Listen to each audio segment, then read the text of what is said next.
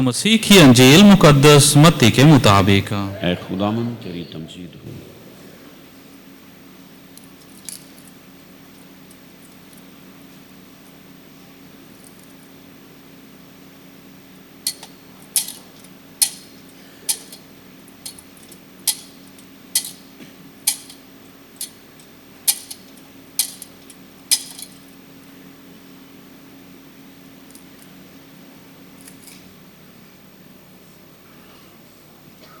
اس کے 22वें बाब में से सुनेंगे। उस वक्त जब फरीसियों ने सुना कि यीशु ने सदूकियों का मुंह बंद कर दिया तो वो जमा हो गए, और उनमें से एक आलिम फ़िक़ह ने आज़माने के लिए यीशु से पूछा कि ऐ उस्ताद, शरीयत में बड़ा हुक्म कौन सा है? यीशु ने उससे कहा कि तू खुदावंद अपने खुदा को अपने सारे दिल और अपनी सारी जान और अपनी सारी अक्ल से प्यार कर। बड़ा और पहला हुक्म यही है, और दूसरा जो उसकी मानिंद है ये है कि तू अपने हमसाये को अपनी मानिंद प्यार कर।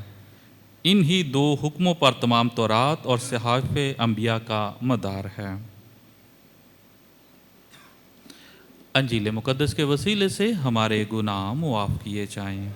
लतूरी तौर पर आज खुदावन के हजूर 30वें आम एतवार की इबादत हम खुदावन के हजूर गुजरान रहे हैं, और खुदा का कलाम जो हमारी मदद और रहनुमाई करता है कि हम उसकी बादशाहत का हिस्सा बन सकें, और मुख्तलिफ़ तरीक़ों से खुदा तमासील के ज़रिए से, मुख्तलिफ़ मिसालों और खुदा के कलाम की बातों के ज़रिए से हम सबको मजबूती बख्शता है ताकि हम इस काबिल बन जाएं कि खुदा की बादशाहत का हिस्सा हों। आज खुदा के कलाम से जब हम सुनते हैं, जब फरीसियों ने सुना कि यीशु ने सदूकियों का मुंह बंद कर दिया है। ये वो लोग सदूकी थे जिन्होंने पिछले इतवार जो हमने खुदा के कलाम से सुना, उनको खूबसूरत जवाब दिया गया, और सवाल ये था क्या कैसर को खराज देना रवा है कि नहीं रवा है। और यीशु मसीह ने उसका खूबसूरत जवाब दिया, जो कैसर का है वो कैसर को, और जो खुदा का है खुदा को दो।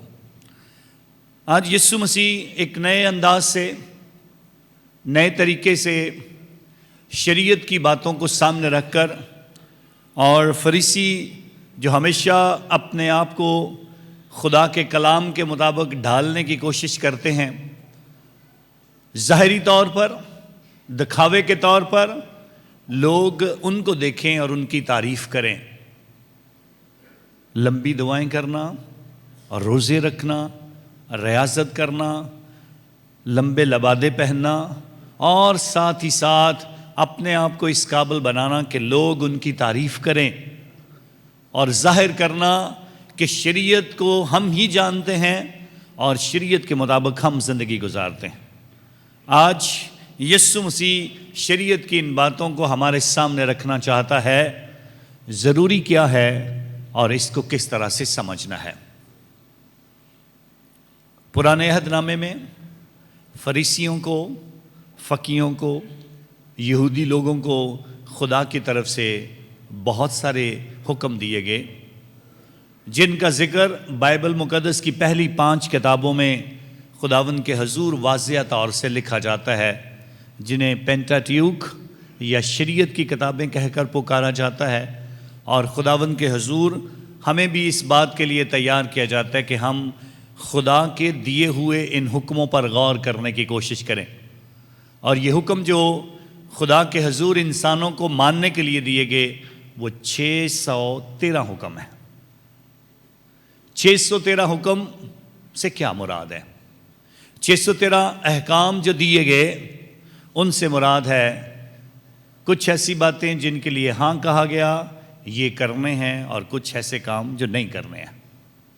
613 में से अगर 365 दिन निकाले जाएं, 365 का अदद निकाल दिया जाए, और 365 साल के दिन होते हैं, एक साल के दिन 365 होते हैं, और 613 कवानीन और अहकाम में से अगर 365 अहकाम निकाले जाएं तो ये हुक्म हमेशा मना करते हैं جس کا آج کی پہلی تلاوت میں ذکر کیا گیا اور ذکر کرتے ہوئے بتایا گیا تو مسافر کو نہ ستا، نہ کا لفظ استعمال کیا گیا۔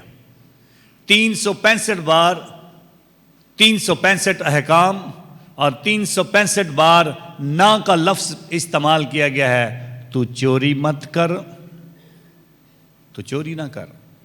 اور آج خروج کی کتاب سے ہمیں حضرت موسیٰ کے ذریعے سے کچھ باتیں سمجھ آتی ہیں اور بتایا گیا مسافر کے ساتھ زیادتی نہ کر اور بیوہ کو نہ ستا، اس لیے کہ تو بھی مسافر تھا، ملک مصر میں تو مسافر تھا، اور جب تم پر سختی ہوتی تھی تو چلایا تھا، اور میں نے تمہیں چھڑانے کے لیے میں زمین پر اترا تھا۔ اور اگر آج کے دور میں تو مسافر کو اور بیوہ کو تنگ کرے گا تو پھر مجھے اترنا پڑے گا اور تجھے سزا دینی پڑے گی۔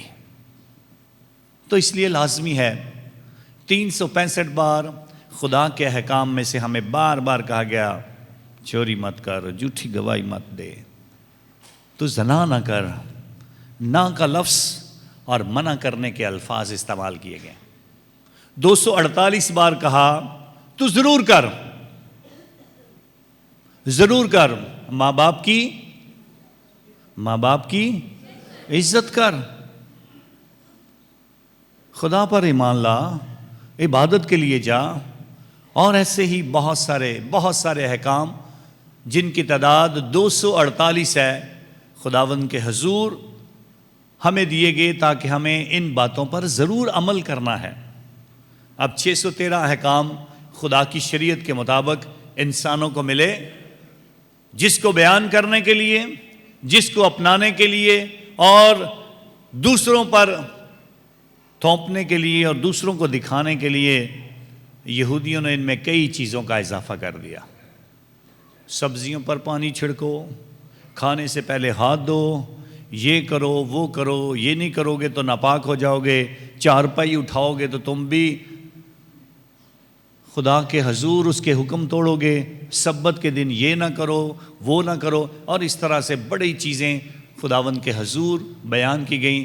اور آج اسی گروپ میں سے جو ہمیشہ دکھاوے کے احکام مانتے ہیں، اور خداوند یسوع مسیح ہمیشہ ان کے برے کاموں کا اعلانیہ اعلان کرتے ہیں کہ تم نبیوں کی قبریں سفید بناتے ہو، ان پر سفید رنگ کرتے ہو تاکہ پتہ چلے یہ کسی نبی کی قبر ہے، لیکن یہ بھول جاتے ہو تمہارے آباء و اجداد نے ہی نبیوں کو قتل کیا ہے۔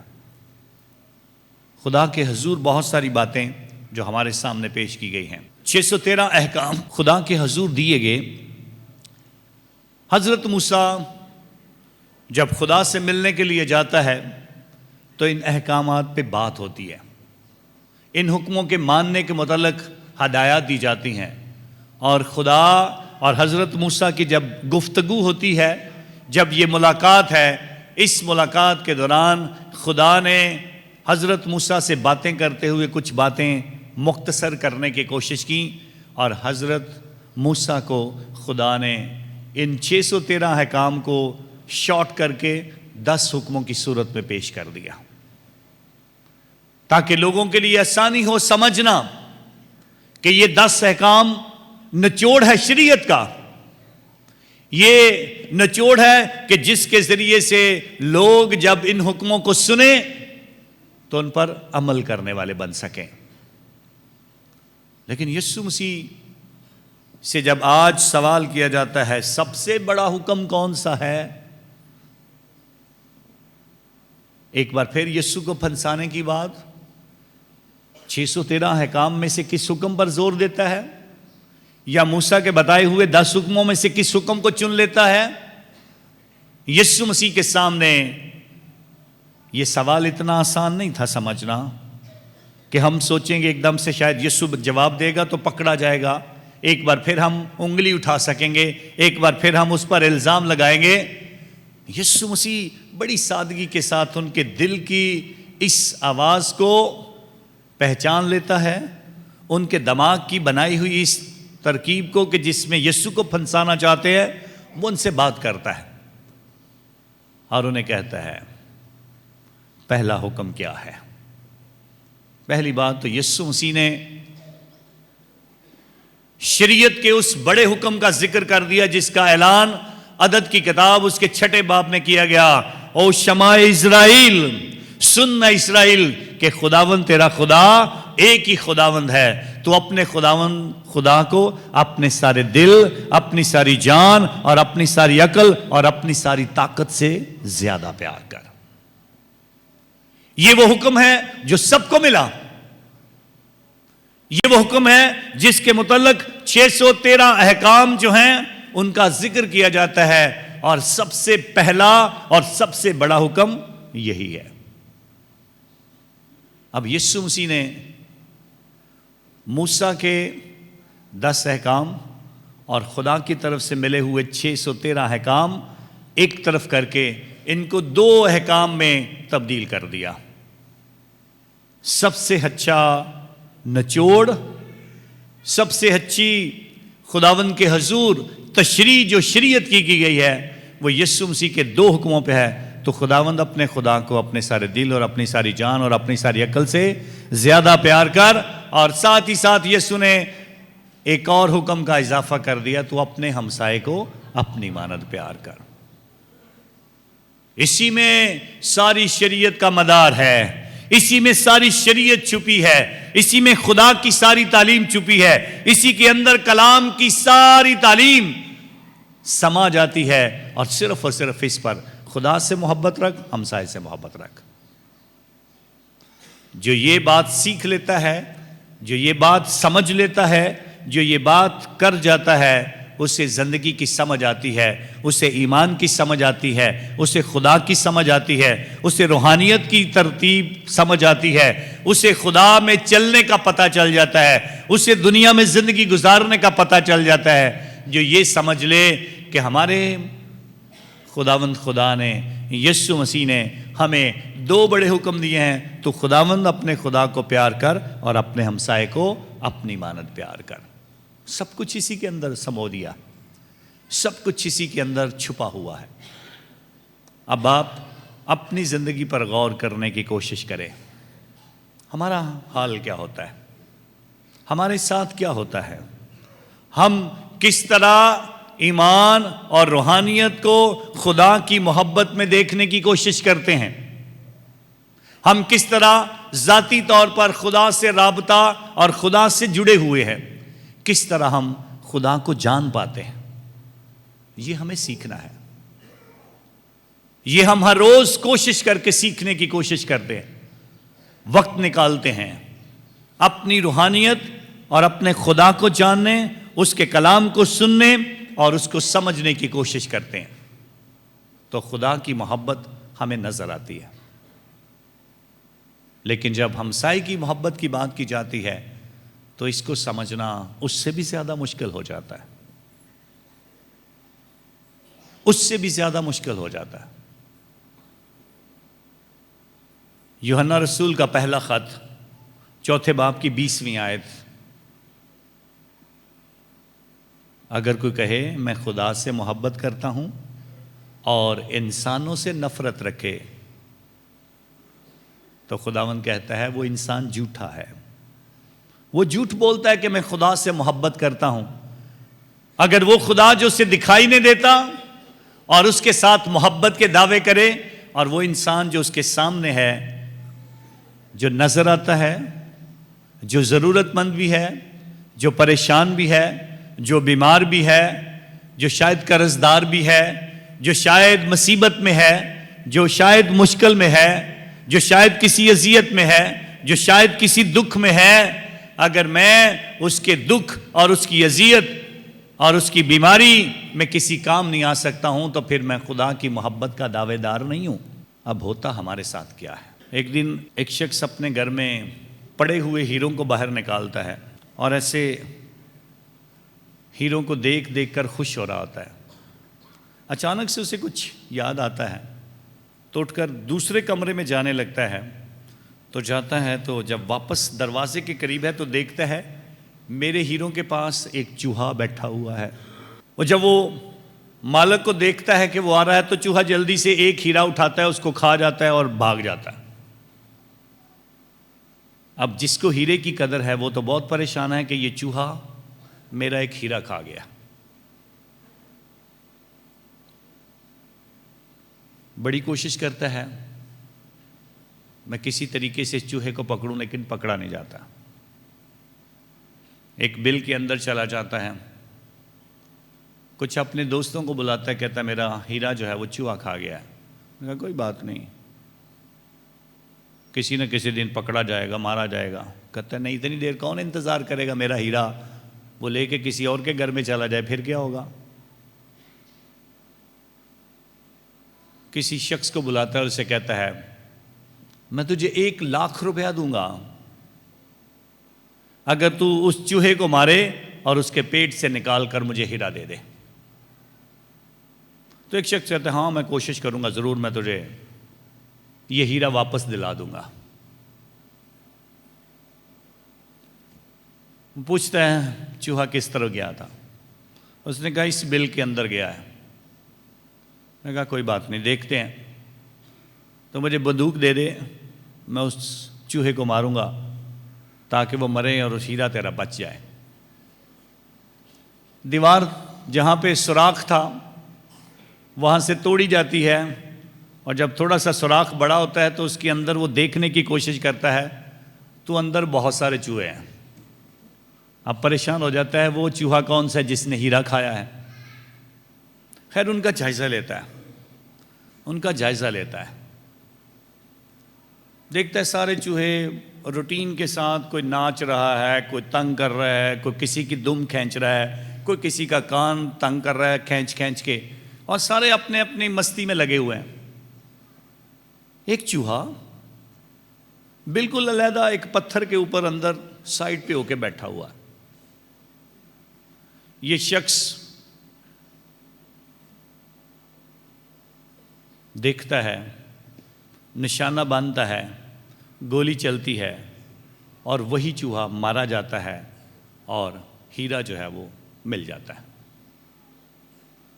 اب جو ہیرے بیچنے والا ہے، جو مالک ہے، وہ اس سے سوال کرتا ہے تو بتا رہا تھا اندر بہت سارے چوہے ہیں اور تو نے کیسے ایک ہی گولی کے ساتھ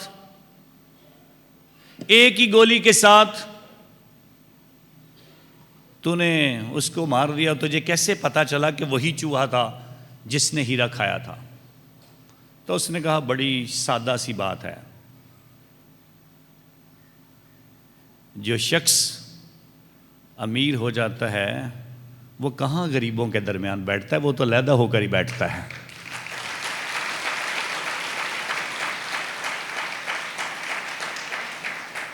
اب کلیسیا، چاہے یوحنا آباد کی بات ہو، بہار کالونی کی بات ہو، چاہے خوشپور کی بات ہو، چاہے مری آباد کی بات ہو، چاہے ینگسن آباد کی بات ہو، مارٹن پور کی بات ہو، لوریتو کی بات ہو، بڑے بڑے دور دور کے علاقے جہاں کلیسیا نے سوچا کہ سب کو اکٹھا کیا جائے، سارے کھیلیں، سارے ایمان سے رہیں، سارے مسیح اکٹھے ہوں، سارے ایک دوسرے کو جانیں. لیکن آپ کسی بھی جگہ کو اٹھا کے دیکھ لیں، جس کو تھوڑی سی خدا نے برکت دی ہے اس نے ہمیشہ دوسروں پر انگلیاں ہی اٹھائی ہیں. اس نے ہمیشہ دوسروں کو برا بھلائی کہا ہے. جن کے درمیان رہا، جن کے اوپر عنایات کی گئیں، جن کے اوپر خدا کا فضل کیا گیا، جن کے لیے برکتوں کے چشمے کھولے گئے، وہی ایک دوسرے کو اٹھا کر ایک دوسرے کو دبانے کی کوشش میں لگے رہتے ہیں. کہاں ہمسائے کی محبت ہے؟ کہاں خدا کی محبت کو محسوس کیا جاتا ہے؟ کہاں ہمارے ایمان کے مطابق بہت کچھ ہمیں ملا اور کہاں ہم زندگی گزار رہے ہیں؟ کتنی کو کوشش کر کے ہر روز ہم ایک دوسرے کو گرانے کی کوشش کرتے ہیں، ایک دوسرے کو دبانے کی کوشش کرتے ہیں، ایک دوسرے سے آگے بڑھنے کی کوشش میں دوسروں کا کتنا نقصان کرتے ہیں، کتنی ضلالت ان کی ہم کرتے ہیں، کتنا ہم ان کو بے عزت کرتے ہیں، اور کس طرح سے ہم زندگی گزار رہے ہیں. خود آپ اس بات کا اندازہ خود لگا لیں. جس کو تھوڑی سی برکت ملی ہے وہ سمجھتا میں تو آباء و اجداد سے ہی میں تو سوداگر تھا، میں امیر تھا، میرے جیسا کوئی نہیں ہے، ہم سارے ایک جیسے ہی ہیں، ہم سارے ایک جیسے ہی ہیں۔ یہی بات یسوع مسیح بتانا چاہتا ہے۔ کوئی امیر ہے، غریب ہے، کوئی بات نہیں، کوئی تندرست ہے، کوئی بیمار ہے، کوئی بات نہیں،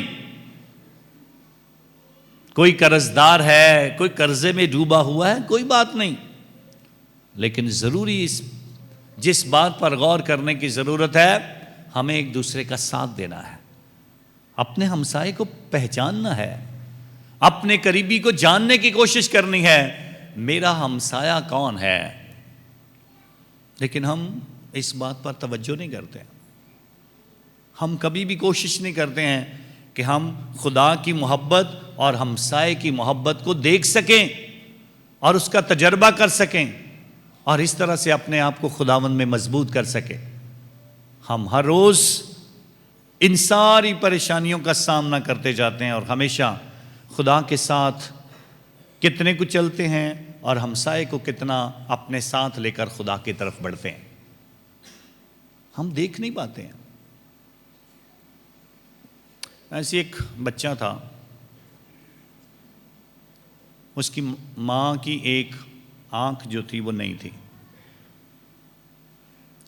بچہ جب بھی اپنی ماں کو دیکھتا اسے بڑی مایوسی ہوتی، میری ماں کی ایک آنکھ نہیں ہے۔ اسکول میں جاتا پھر بھی یہی سوچتا رہتا، میری ماں اتنی خوبصورت نہیں ہے، اس کی ایک آنکھ نہیں ہے۔ ایک دن ماں اپنے بچے کے متعلق جاننے کے لیے اسکول جاتی ہے اور وہاں اس کے دوسرے ساتھیوں کو پتہ چلتا ہے یہ اس کی ماں ہے، تو بچے اسے مذاق کرتے ہیں، تیری ماں تو اندھی ہے، تیری ماں کی تو ایک آنکھ ہی نہیں ہے۔ تو گھر آ کے اپنی ماں سے بہت لڑائی کرتا ہے اور کہتا ہے تو اسکول کیوں آئی تھی؟ پہلے کیا میں کم ذلیل ہوتا تھا کہ تو آج اسکول بھی آ گئی اور اب میرے دوست مجھے چھیڑتے ہیں، تیری ماں کی ایک آنکھ نہیں ہے، آئندہ تو اسکول نہیں آئے گی؟ تو کہتی ہے ٹھیک ہے میں اسکول نہیں آؤں گی۔ ایسے ہی زندگی گزرتی جاتی ہے، یہ بچہ بڑا ہوتا جاتا ہے لیکن ماں کی ایک آنکھ کی جو نفرت ہے اس کی زندگی میں یہ بھی بڑھتی جاتی ہے۔ جب بڑا ہوتا ہے تو ایک دن ایک ایسا وقت آتا ہے کہ ماں کو چھوڑ کے چلا جاتا ہے، شادی کرتا ہے، اس کے اپنے بچے ہوتے ہیں اور کبھی بھی اپنی ماں کا ذکر ان کے ساتھ نہیں کرتا ہے۔ ایک دن ماں کی ممتا تڑپتی ہے اور اپنے بیٹے سے ملنے کے لیے کوشش کرتی ہے اور اچانک سے اس کے گھر پہنچ کر اس کا دروازہ نوک کرتی ہے۔ اس کی بیوی دروازہ کھولتی ہے اور وہ اندر جاتی ہے، اس کو بتاتی ہے کہ میں تیرے خامند کی ماں ہوں۔ وہ اندر جاتی ہے، اس کے اپنے بچے اس کی جو دادی ہے اس کو دیکھتے ہوئے شور کرنا شروع کر دیتے ہیں، یہ ایک آنکھ والی عورت ہمارے گھر کہاں سے آ گئی ہے، کیسے یہ ہمارے گھر میں آ گئی ہے؟ اور جب یہ آواز سنتا ہے تو اپنے بیڈ سے اٹھ کر بھاگتا ہے اور کہتا ہے یہ کیا ہوا، اور آ کر اپنی ماں کو ڈانٹتا ہے، کہتا ہے میں نے تجھے منع کیا تھا تو میرے سامنے نہیں آئے گی، اور آج تو نے آ کر میرے بچوں کو بھی ڈرا دیا ہے، اب میں آئندہ تیری شکل نہیں دیکھنا چاہتا ہوں، چلی جا۔ تو مایوس ہو کر ٹوٹے دل کے ساتھ وہاں سے چلی جاتی ہے۔ کئی سال گزرتے ہیں، اس بچے کے دل میں بھی ایک دن ماں کا خیال آتا ہے تو کہتا ہے چلو میں جاتا ہوں، جا کر اپنی ماں کا ویسے ہی اس کو دیکھ کے آتا ہوں۔ دیکھنے کے لیے جاتا ہے اس کو، تو اس کے ہمسائے میں جو لوگ ہیں وہ اسے بتاتے ہیں تیری ماں تو مر گئی ہے، تیری ماں اس دنیا میں اب نہیں رہی ہے، لیکن تیری ماں تیرے لیے ایک لفافہ چھوڑ کے گئی ہے جو اس نے کہا تھا جب بھی کبھی میرا بیٹا واپس آئے تو یہ لفافہ اس کو دے دینا۔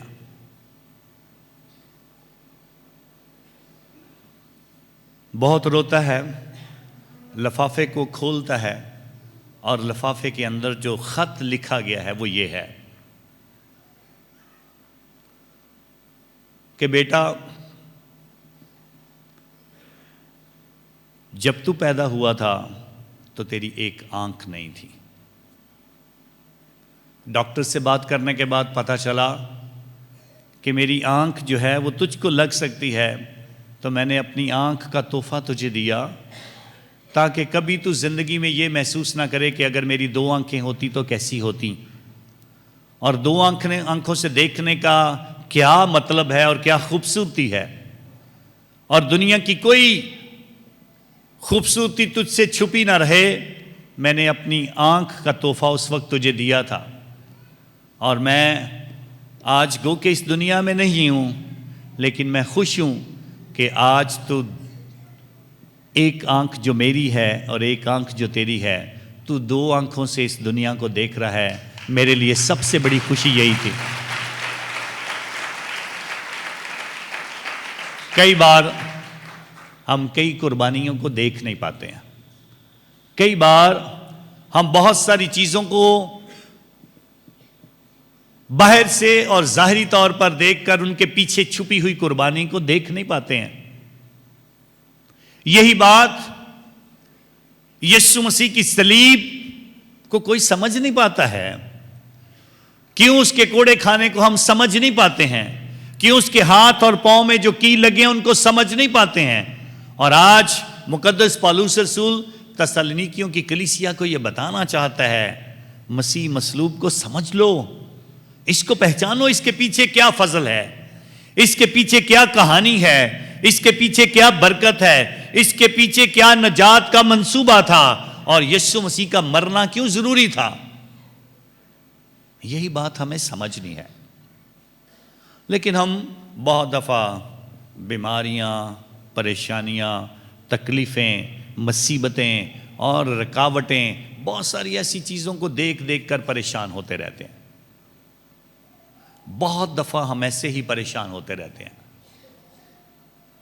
لیکن جب تک خدا کی محبت اور ہمسائے کی محبت کو ہم یکساں لے کر نہیں چلیں گے تو اس بات کی سمجھ نہیں آتی ہے. ایک دن ایک بادشاہ نے اپنی مملکت میں لوگوں کو دیکھنے کے لیے کہ لوگ کیسے ہیں، اس نے ایک سڑک کے اوپر ایک بڑا سا پتھر درمیان میں رکھ کے تو خود چھپ کے بیٹھ گیا کہ لوگ اس پتھر کو دیکھ کر کیسا محسوس کرتے ہیں. بادشاہ کے دربار سے اپنے ہی وزراء آئے اور اس پتھر کو دیکھ کر اس کو دیکھ دوکھ کے چلے گئے. کچھ اور لوگ آئے، تاجر اور سوداگر آئے، وہ بھی اس کے قریب سے راستہ بنا کر چلے گئے.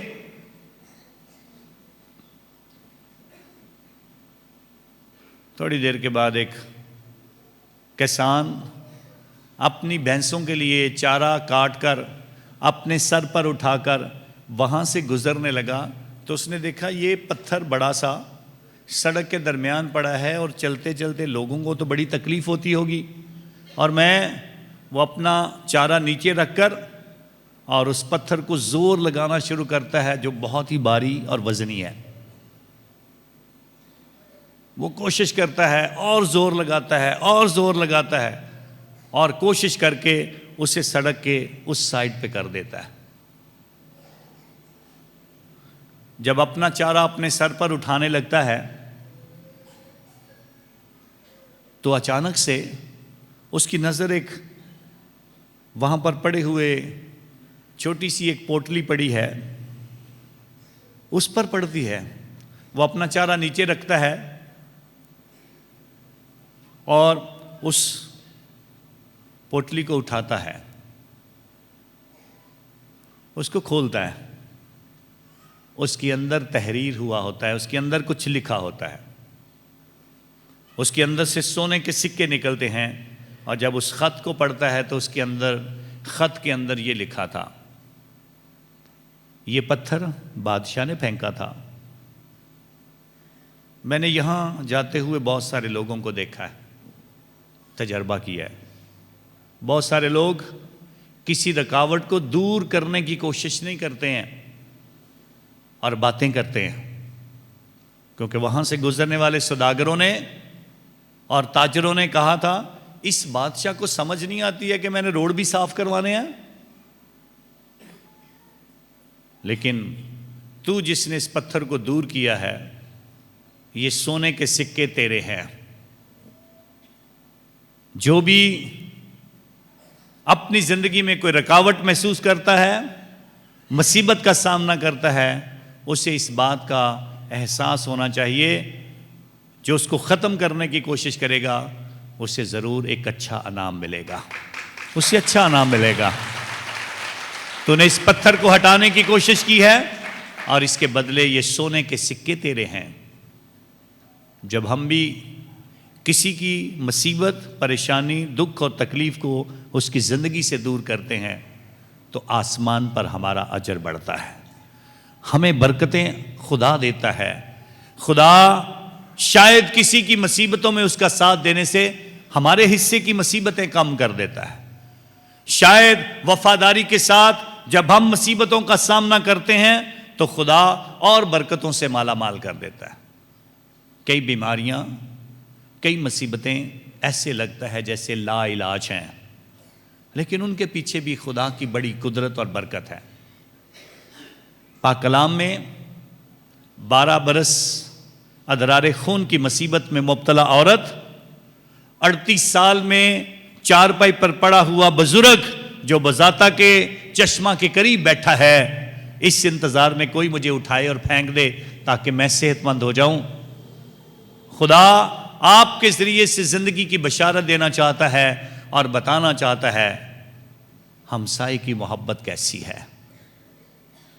ہمسائے کی محبت، ہم دوسروں میں خدا کو دیکھنے کی کوشش کریں، بجائے اس کے کہ ان کے اوپر لیبل لگانے کے، ان پر الزام لگانے کے، ان پر انگلیاں اٹھانے سے، ان کی بے عزتی کرنے سے۔ خدا یہ چاہتا ہے کہ ہم ہمسائے کی محبت کو سمجھ لیں کیسی ہے۔ محبت کبھی شیخی نہیں مارتی ہے، محبت سب کچھ برداشت کر لیتی ہے۔ نغمہ محبت میں کرنتھیوں کے نام خط میں 13ویں باب میں خداوند خدا نے مقدس پالوس رسول کی زبانی سب کچھ بتا دیا ہے۔ زبانیں بول لو، اگر محبت نہیں ہے تو پھر کیا ہوگا؟ ٹھن ٹھناتا پیتل اور جن جناتی جھانچ ہو۔ محبت کے دعوے کرنے سے پہلے خدا کے حضور ایک دفعہ نغمہ محبت کو پڑھیں اور اس میں خدا کس طرح سے اس بات کو ہمارے سامنے پیش کر دیتا ہے۔ ایمان، امید اور محبت، یہ تینوں قائم تو ہیں مگر ان میں دائمی کیا ہے؟ محبت ہی ہے۔ ہمیں یہ بات یاد دلائی جاتی ہے بار بار، ایمان اور امید ہماری زندگی کا حصہ ہیں۔ ہمیشہ اچھے کاموں کی امید رکھنی چاہیے، ایمان رکھنا چاہیے، لیکن وقت اور حالات اور ہماری زندگی کے زمینی خاتمے کے بعد امید اور جو ایمان ہے شاید اس کا تذکرہ زمین پر نہیں کر سکیں گے۔ ایک چیز باقی رہے گی جو ہمیشہ تک قائم ہے، وہ محبت ہے۔ وہ محبت جو ہم نے خدا سے کی، وہ محبت جو ہم نے ہمسائے کے ساتھ کی، وہ نیک اعمال جو چمک چمک کر آسمان کی طرف گئے، خدا کے حضور اسی محبت کو ہمیں سمجھنا ہے۔ آئے آج کوشش کریں، آج سے لوگوں میں خامیاں، لوگوں میں برائیاں ڈھونڈنے کی بجائے اچھائی کی بات کریں۔ آج ہم دوسروں پر لیبل لگانے سے پہلے اپنے لیبل پڑھنے کی کوشش کریں، میں کیسا ہوں یا کیسی ہوں۔ آج اپنے رشتہ داروں کو نیچا دکھانے سے پہلے ہم یہ دیکھنے کی کوشش کریں ہم محبت کیسے بانٹ سکتے ہیں۔